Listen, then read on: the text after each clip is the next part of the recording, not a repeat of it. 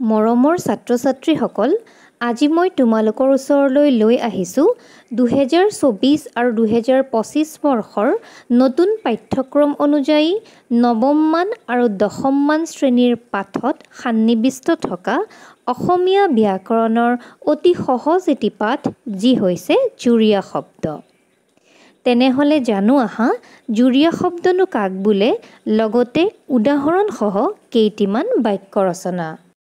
অসমীয়া ভাষাত দুটা শব্দৰ সংযোগ কৰি যিবোৰ শব্দ গঠন কৰা হয়, তাকে জুৰীয়া শব্দ বুলি কোৱা হয়। অসমীয়া ভাষাত দ্বিৰূক্ত জুৰীয়া শব্দ, সমাৰ্থক জুৰীয়া শব্দ, বিপৰীতাৰ্থক জুৰীয়া শব্দ, বিভিন্নাৰ্থক জুৰীয়া শব্দ আৰু অনুৰূপ জুৰীয়া শব্দ ইত্যাদি জুৰীয়া শব্দৰ প্ৰয়োগ পোৱা যায়। এতিয়া চাওঁ আহা, কেইটামান জুৰীয়া শব্দ লগ লগাই কৰা বাক্য ৰচনা। মা মছলা।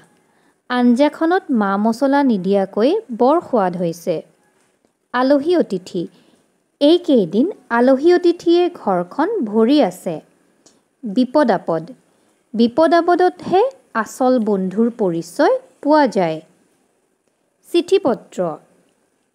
মোবাইল ফোনৰ ব্যৱহাৰে চিঠি পত্ৰৰ ব্যৱহাৰ বহু কমাই দিলে। খেতি বাতি। বানপানীয়ে এইবাৰ আমাৰ অঞ্চলৰ সকলো খেতি বাতি বুৰাই পেলালে। যশমান। সন্তানৰ ভাল কৰ্মই পিতৃ মাতৃৰ যশমান বৃদ্ধি কৰে।